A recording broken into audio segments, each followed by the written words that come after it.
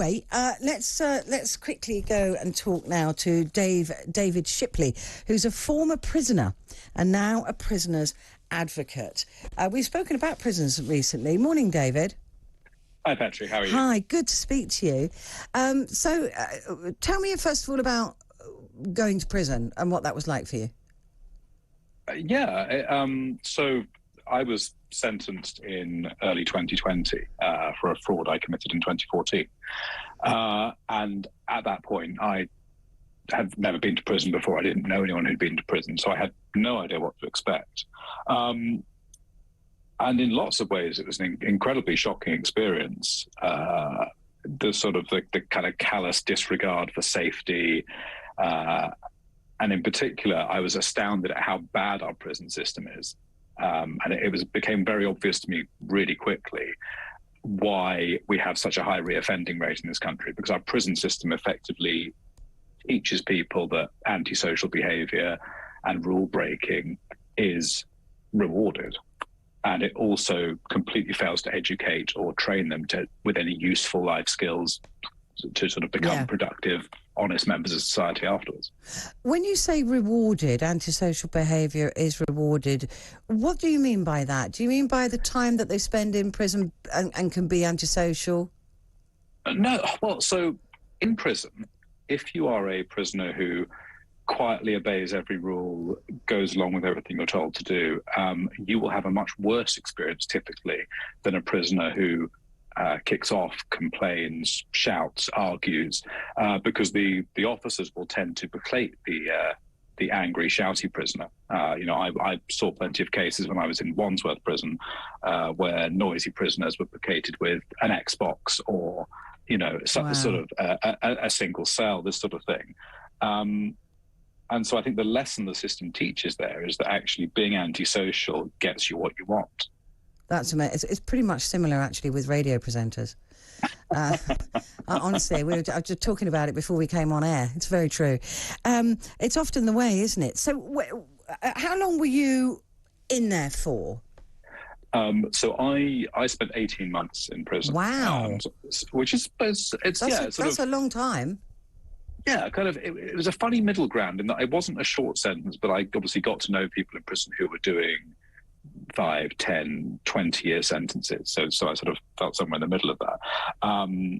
And that 18 months, I had a few months at Wandsworth right at the beginning before the COVID lockdown happened, and I was there through the whole of the kind of the COVID era. And then I finally came out last August. And how has it changed you? I think it's definitely shifted my politics. So I was, I was, I guess, pretty right-wing, pretty Tory before prison. I think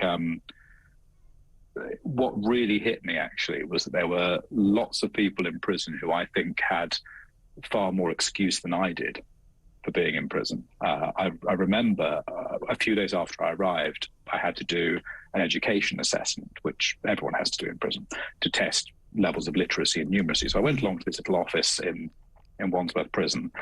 There's it's like a school IT room. There's a load of computers. You have to sit in and do your test. And the other guys in this room, by their accents, sounded like they had grown up in London. They all were roughly my age, sort of maybe late 20s to late 30s. And half of them couldn't read well enough to understand the instructions on that the test was giving them. And that just really shocked me, that there's sort of this whole set of people who've been so failed by the education system, by the social care system, often came from really difficult, damaging homes. And obviously everyone still has a choice, but like I said, you can sort of see that people who... You can see. I mean, any, sensible human being would say, well, look, if you're not educated to a decent level, and I thought everybody had to leave school with, basic reading and writing, but if you're not educated to a certain level, or you have mental health issues, that is another thing you must have seen a lot of, and those people have got no business being in jail, in my view. Yeah, I agree, and it's tragic. There was one lad I shared a cell with who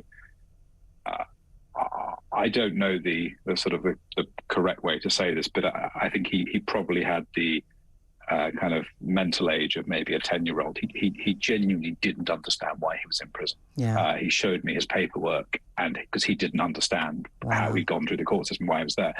And it astounded me that someone like that had been judged sort of fit to stand trial rather than being sent to a care environment. And prison is full of people who should be getting cared for. And it's certainly no coincidence that as we shut mental health beds, we saw the prison population go up in proportion. Absolutely.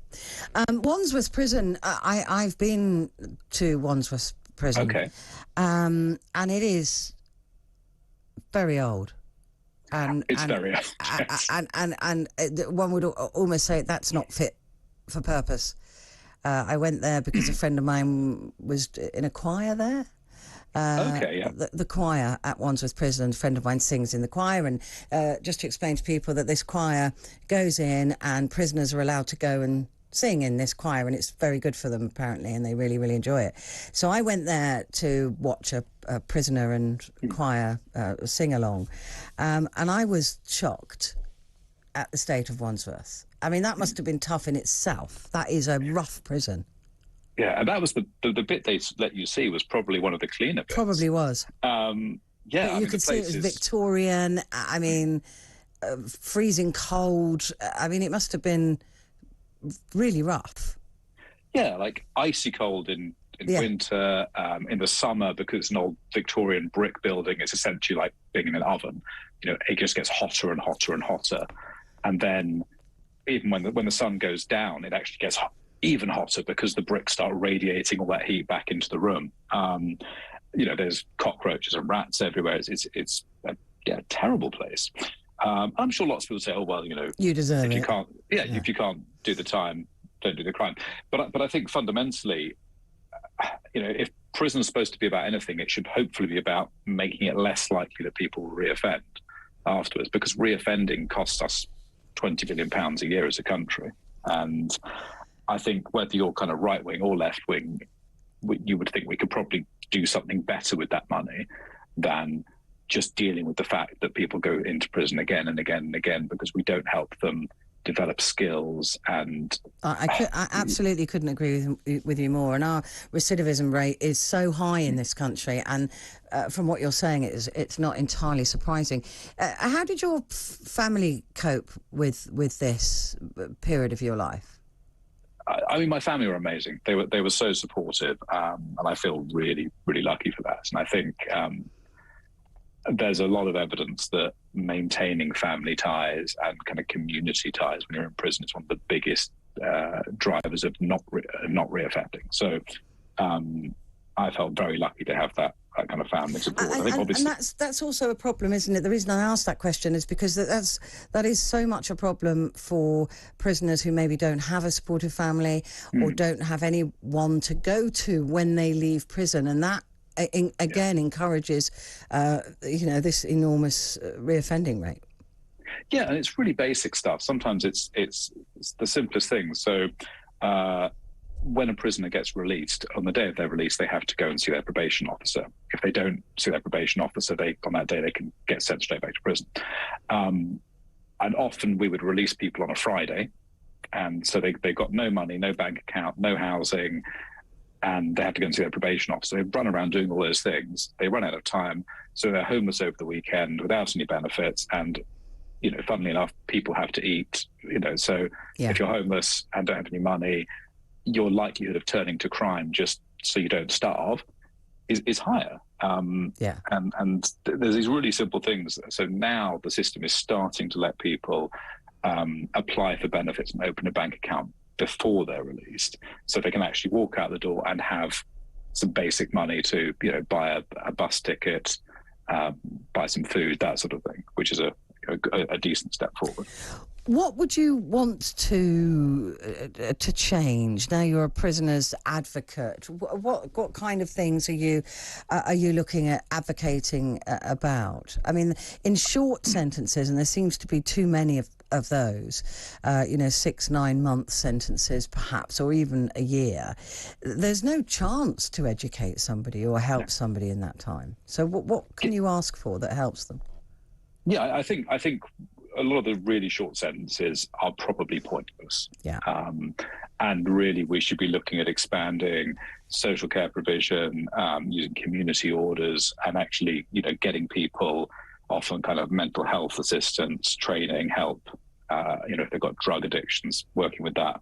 I think more generally for people who have been in prison for a longer length of time, making education actually fit for purpose. Yeah.